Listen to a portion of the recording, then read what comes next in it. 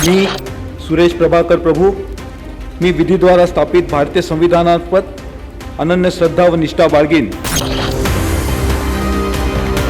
Or minister doesn't take money, I will not take it.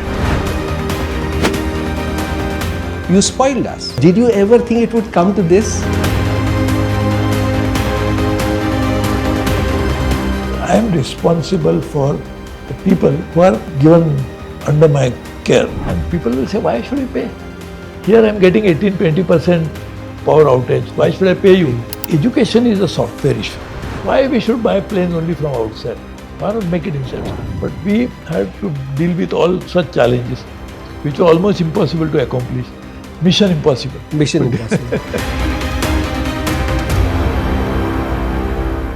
Hello, my name is Dr. Ashish Kaul, and today this is a very, very special episode of the Changemakers on News Trust India. Honestly, I've never been so confused in my life if I have to introduce somebody. And this is for the first time in my whole life that I've really taken the effort of understanding, and I still do not get the depth of it.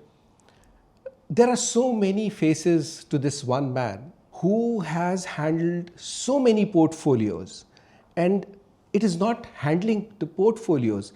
The man has left an indelible impression, and all the ministries that the man has handled, today we talk about those industries, those portfolios pre him and post him. This is a very special, the introduction, if you were to ask me that how do you introduce this man? I still remember it was quite late in the night. It must have been about middle of the night, about 1 o'clock or so. And there was a post on Twitter. That time it was called Twitter. There's a lady traveling in a train, and she needed milk. And she needed milk for her infant. And there was no milk. And she tweeted that, can somebody help me?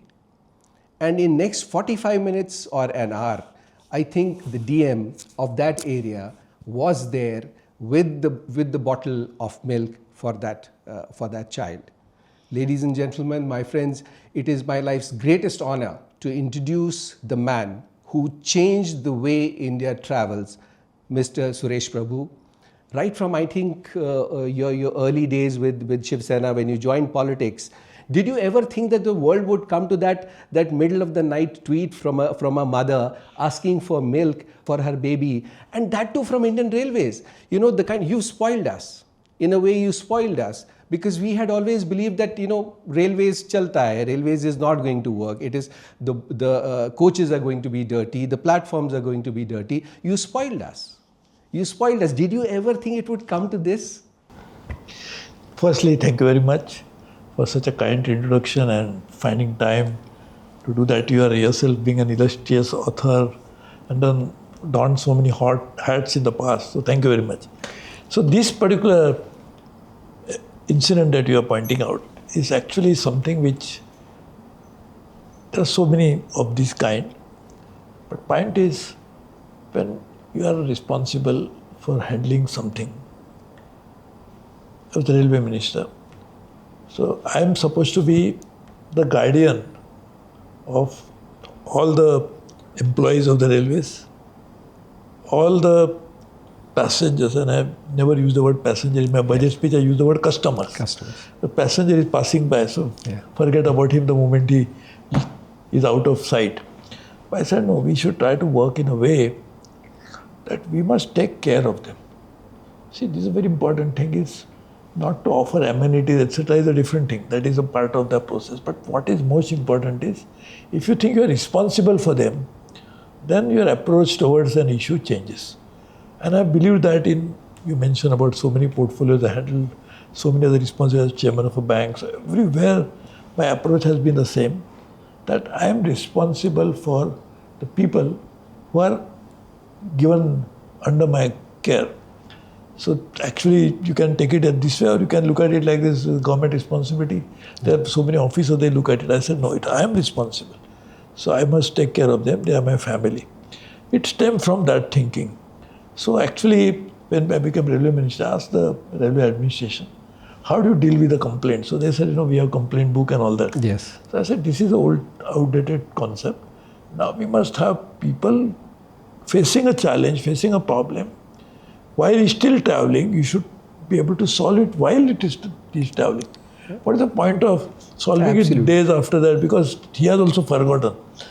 So that was a challenge, because we have almost 800 crore people who travel by railways every year. They're more than world population because of round trips. Yes. In Mumbai itself, there are 75 lakh people travel every day to and fro. So 1 crore 5 lakhs, so 1 crore 50 lakhs. So point is, we said then what do we do? So we said we'll use social media and we'll try to collect their challenges and let us address it. So there was huge resistance, and rightly so, because they said, how is it possible? Because so many people will start complaining and then will not be able to handle it. I said, that's our responsibility. How do you handle it is our problem. The person is facing a problem, so it has to be addressed. So we then started working on it, and this instance that you talked about, this woman, she was trapped into a flooded area where the train was stuck there. So, and her child was crying and she was used to hot, warm milk. So we said, how do you get that? So I talked to general manager. She said, it's impossible because can't reach there. I said, suppose if your child was crying like this, what would have done? He said, I would have done something. I said, do that only.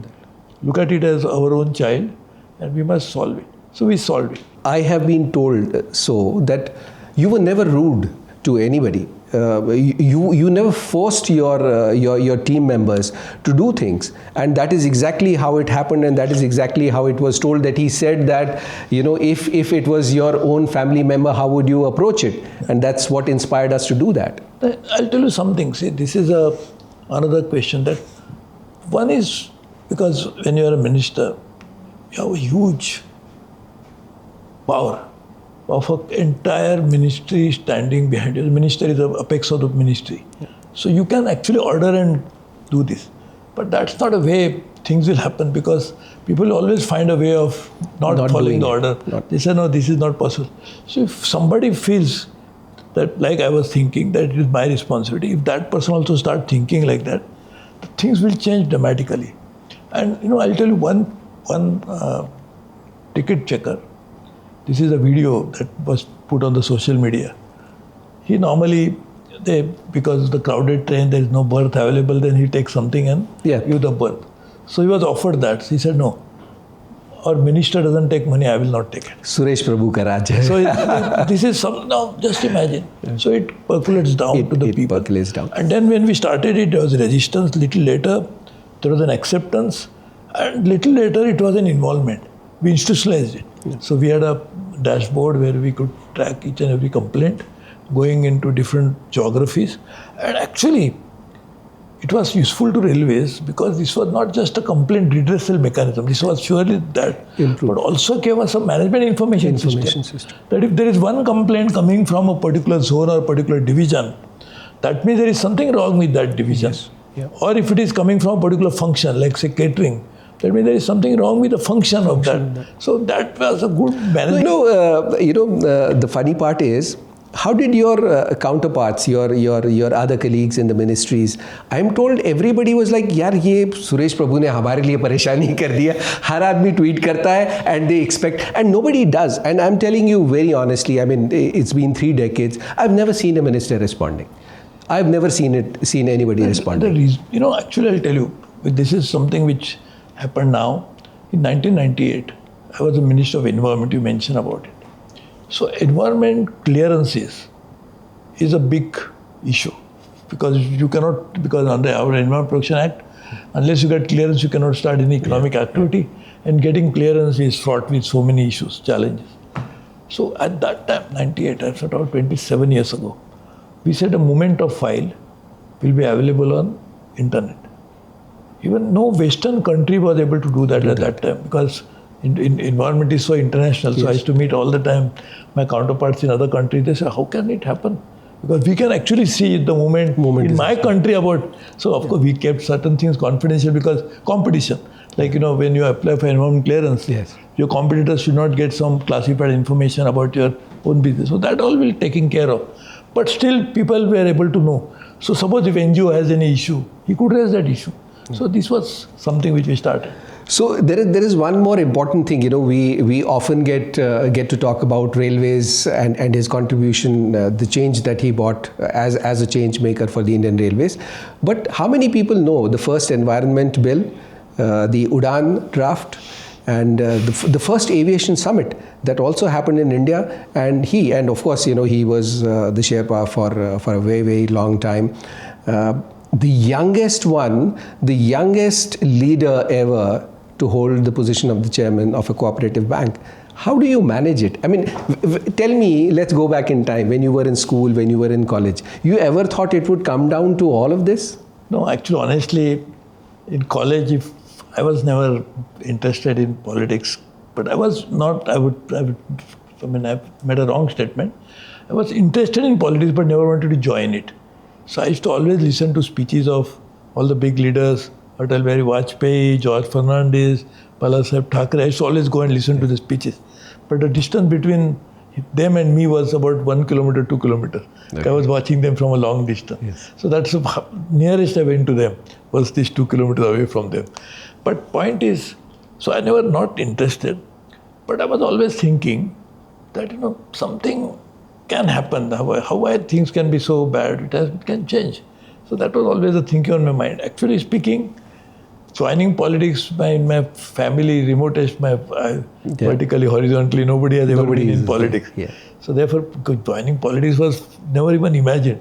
And to top it all, even if I want to join, who is going to make me because in politics there are millions of people today in India who are struggling to get even a nomination for a local body election. Municipality or coming into so I was very fortunate, and the credit doesn't go to me. It goes to the leaders. Like for example, Balasaheb Thackeray. I was not in politics, not even Shiv Sena. He calls me when I was practicing chartered accountant.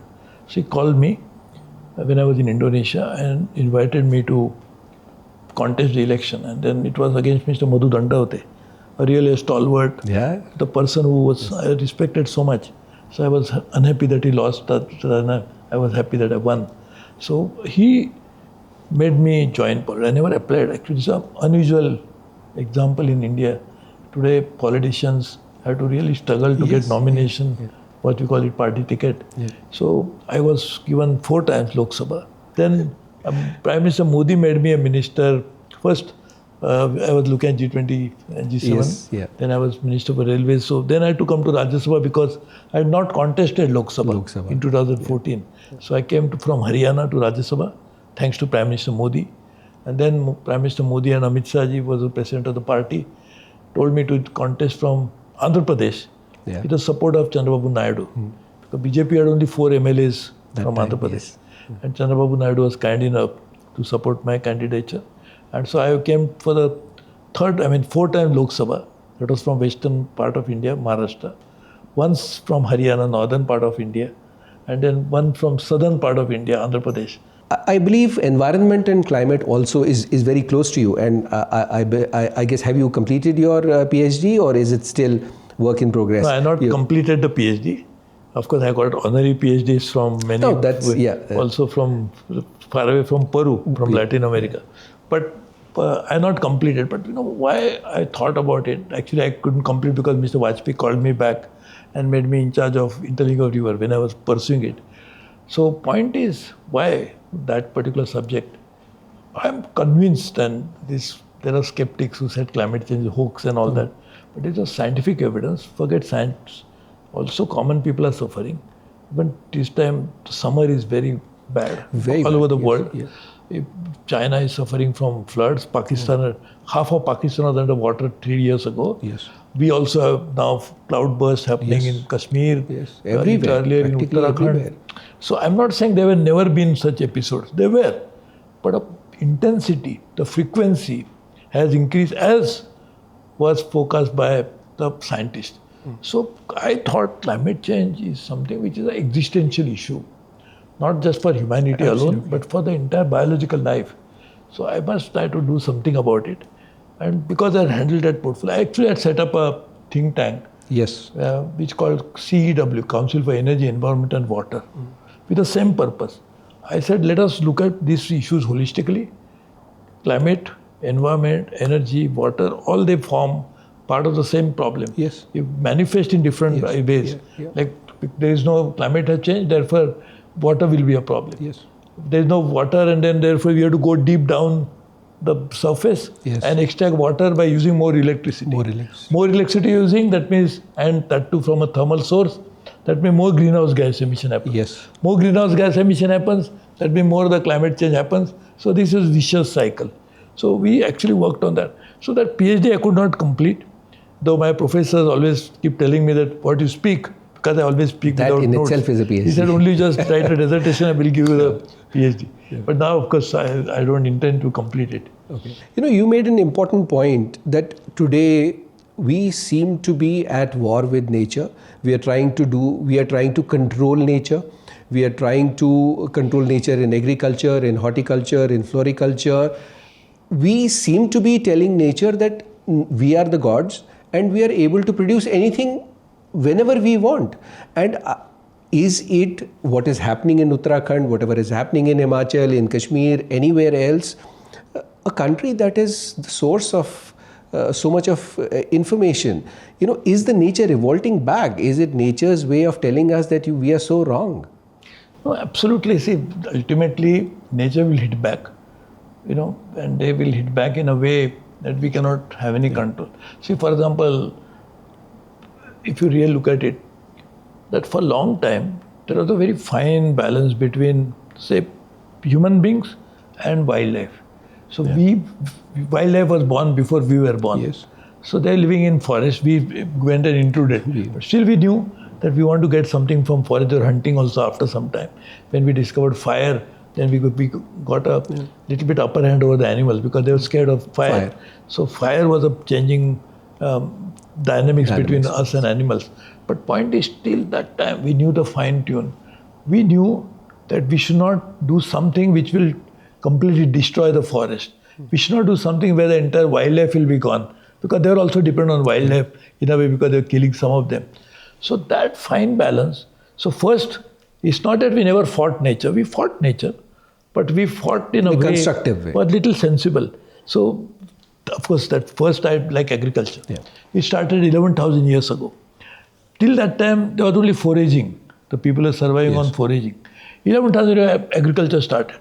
So we then started realizing that we can develop new varieties. So we started doing that. Otherwise, agriculture was also based on nature. Yeah. But then we started developing varieties. Now, of course, we have gone to a stage where we said biotechnology can solve all the problems, what you call is BT and everything else. I'm not against technology at all. We should use it because there's no choice, because we have so many people on the planet, almost 8 billion people.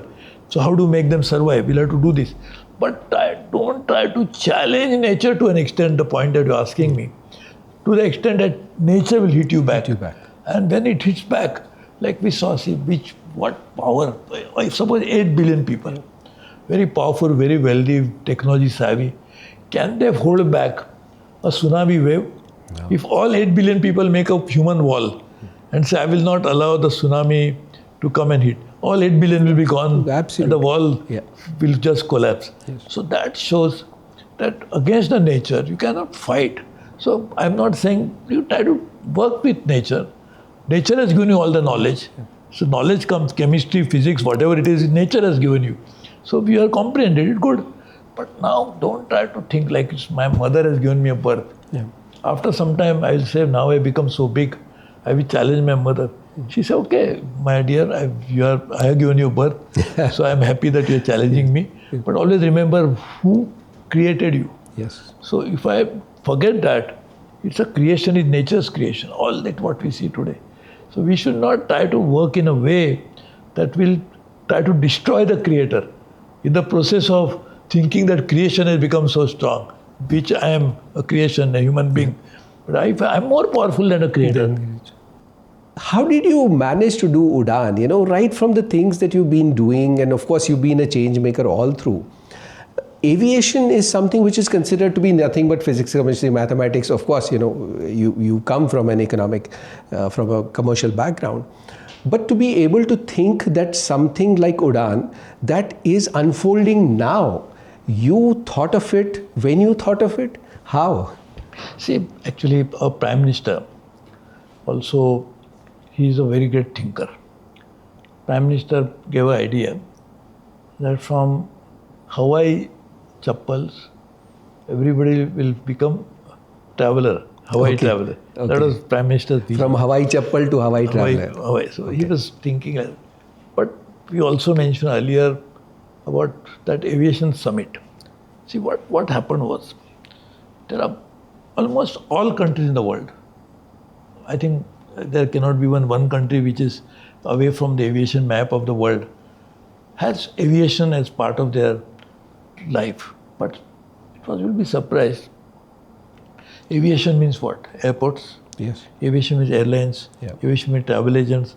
Aviation means catering and many things. Those who refurbish the aircraft from within, all of them aviation. Crew, pilots, air hostesses, all of them. But you'll be surprised when I became aviation minister, ask them how often all this ecosystem, the entire ecosystem, all these stakeholders, they meet. They said they meet separately. There's a global summit on airports. Travel agents, IATA, they have separate summit, all of them. Airlines, they have airline shows, etc. I said, can they fly without each one of them joining hands? If that's not synchronized, you cannot fly. So why not bring together? So we've made the world's first aviation summit in January 2019 in Mumbai, 2 days. You'll be surprised that all of some 87, 89 countries came. Each one of them was saying, we never thought about doing something like this. So I said, why did you not think? He said, because, we didn't think, I don't know why. And then we also got the other professionals, like for example, there are some medical services which are specialized on aviation related issues.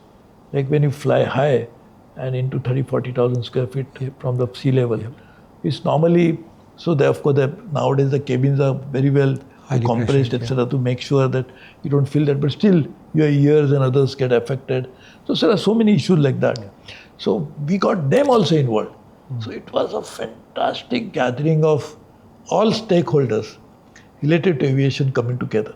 And now if you see, India has become the third largest aviation market of the world, behind US and China, and will become probably even second.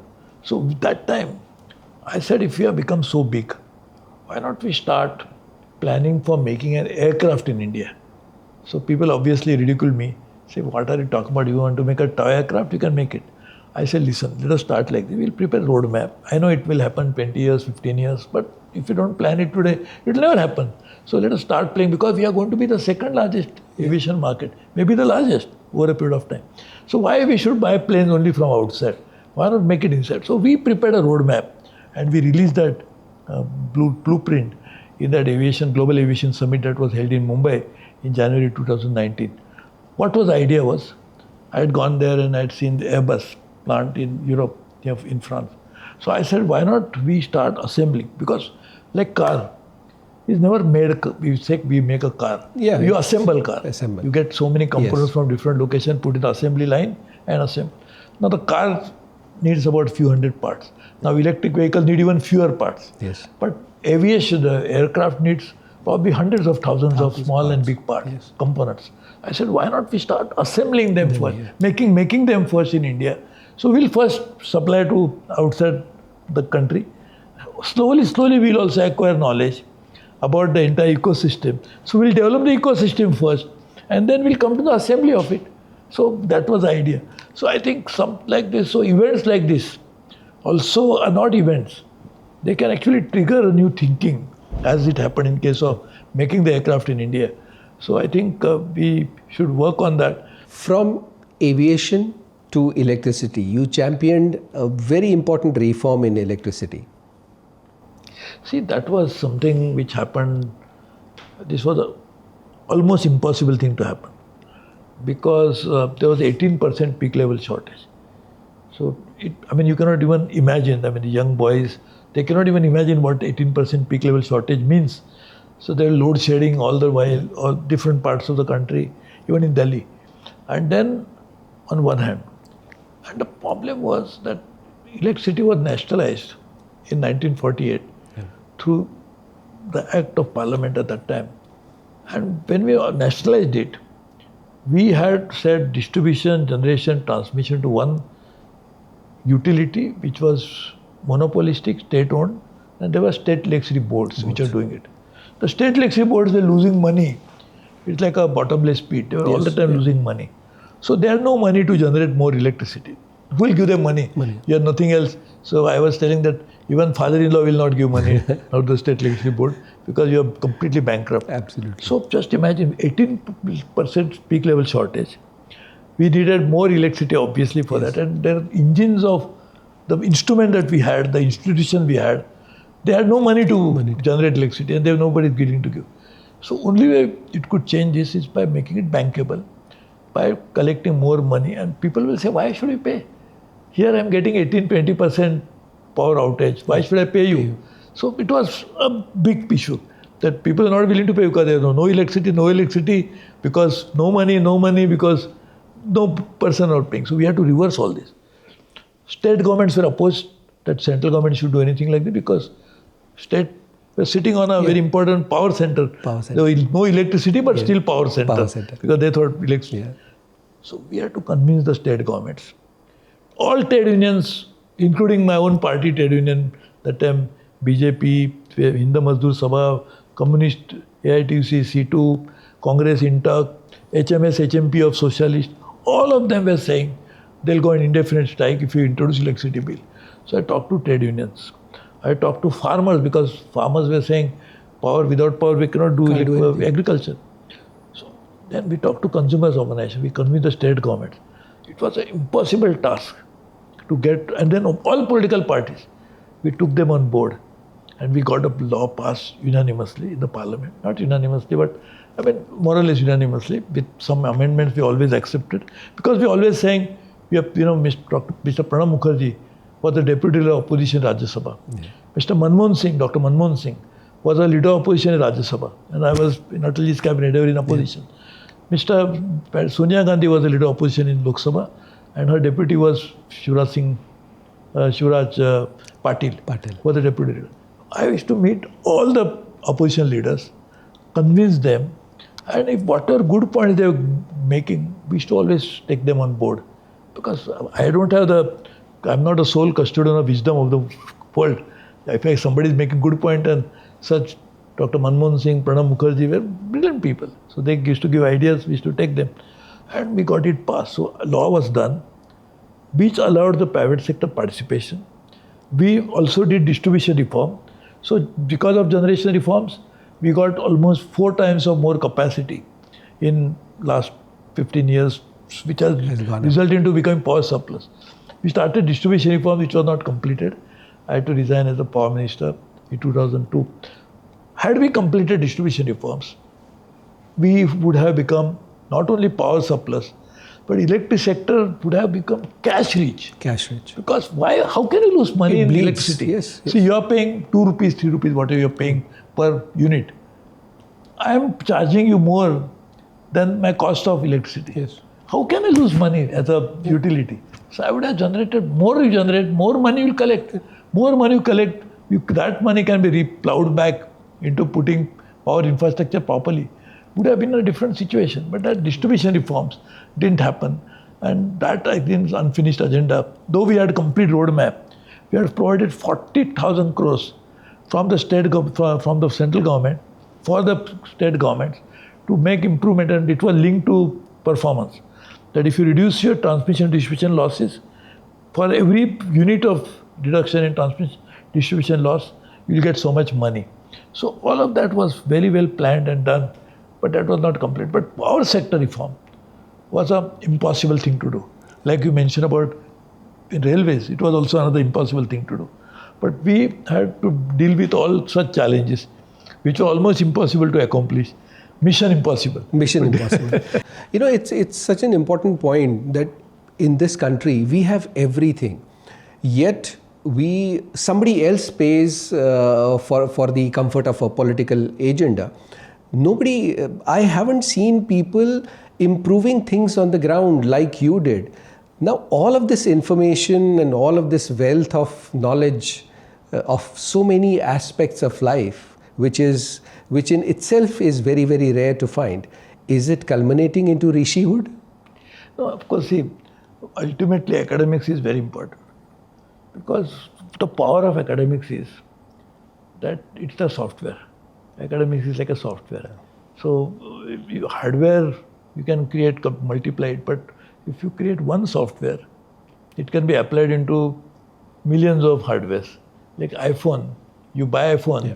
but iPhone is the one which is the hardware that you buy. Yes. But it works because of software. So if you have worked on a software part properly, then all these millions of phones that are sold or millions of laptops are sold or whatever, they will be working properly. So education is a software issue. If with academics, you can change the man's thinking for permanent good of that particular person as well as society. Because we say that, this is something which J. Krishnamurti used to say, and I keep repeating it, because I was very influenced by him. J. Krishnamurti, one of the great philosophers, he used to always say that if you change one man, the world can change. Which is, we can see everywhere. One man can actually has a trigger effect on so many people changing lives. So education is something which can really bring about that change. So academics is extremely important intervention that you must bring in human life, and that can really change. Like if you see, like we say that I went to IIT, and then you presume that IIT engineer will be a good person because of the training that he gets in that institution. So that shows the power of education. So education is a means to a change which will be permanent and which will have profound impact on societies at large. How important do you think, I do see a lot of, now there is a tremendous focus on education in people. There are many universities coming up, many institutions coming up. So with your kind of background and the kind of difference, and you know the role of education, the right education and its implementation in creating employability, which means that, it is again a step towards creating a better society, more productive society and a stronger country. So how do you think all of this is this an agenda that you are pursuing? See, basically, that's what we are trying to make sure that one university, 1,000 students, 10,000 students is good. But again, we need impact of change should be felt by a much larger number of people. So we are trying to institutionalize it. I'm taking the initiative of organizing a Chancellor Summit. Okay. In which we'll call, when we say Chancellor, includes also Vice Chancellors, as well as others who run the universities in India, all to begin with to India. We can even then take this experiment to other parts of the world. Idea is, can we work on academics as an instrument of change? And therefore, can we, like-minded institutions, come together and try to work on that? Because normally what happens, the other problem of education is, you cannot be regimented. You should not say that I have got one syllabus which all must follow. It's actually a wrong way to do it, because you are giving education to a child, and in a school, in a classroom, there are say 100 children. If you have 100 children are of 100 different backgrounds, not only social backgrounds, but their thinking is different, their ability to comprehend is different, their priorities are different. Somebody may be interested in art, somebody may be interested in making car at a young age, engineering. So why not we therefore use education not in a regimented manner, but in a manner that allows creativity of a child to foster, to come to fore. And that's why education is a challenge, because when you want to now give education to tens of crores of people, and then how do you then individualize it? How can you customize it? It's not easy. So therefore, what are the tools that we can use? Because of technology now it is possible. That every person's own identity, his own DNA, his own thinking, and based on that you can customize a course. Is there anything which is unfinished? Any other areas where you still haven't been able to, other than I'm guessing the kitchen of your home, is there any other area where you haven't been able to make a change? See, actually, honestly, I have not achieved anything.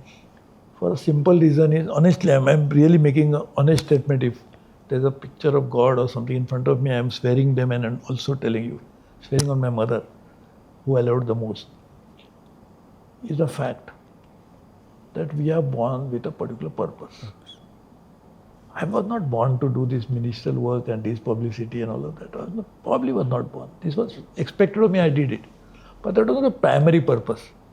This was all secondary purpose. Primary purpose is to understand why I am born.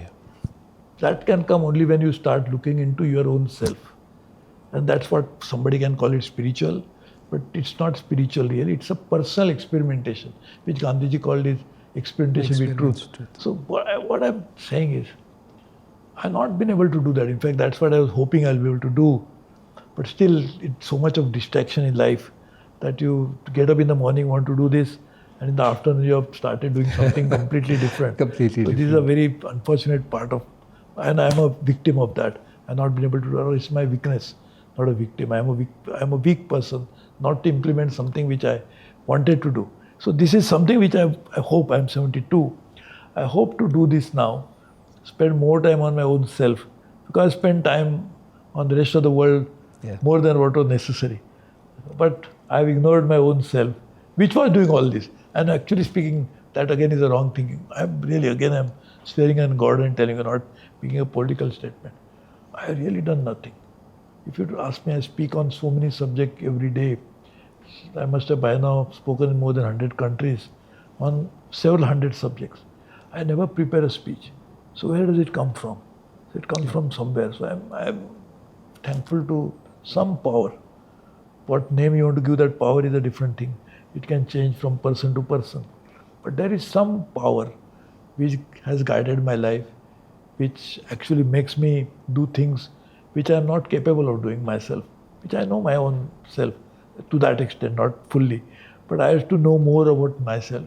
Thank you so much, sir. This conversation reminds me of a particular incident in Ramayana when Vibhishan was counseling Ravan that you should give up your hatha and let go of Sita, and eventually, to cut the long story short, he pushed him with his feet, and when Vibhishan left, and they say that when Vibhishan left and everybody else was rendered ayuhin. And even in doing so, he blessed him that now that you've sort of thrown me out, and now I'm going to travel and I'm going back to my God. And they say in Ramayana that the greatest virtue of great people is when somebody is unkind to them, they still bless him. So, in meeting you, in knowing the kind of work that you've done, one really sees that there's a man who perhaps never aspired to do something. He was there, but when he found himself in a certain seat, and when he left that seat in a dilemma. It was always known pre him and post him.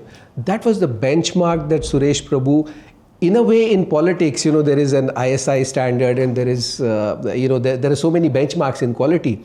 So in politics, there is a Suresh Prabhu benchmark, that this industry worked in a certain way before Suresh Prabhu came in, and then everybody else. And, to say this on behalf of this entire country, thank you for the kind of service that you've given us.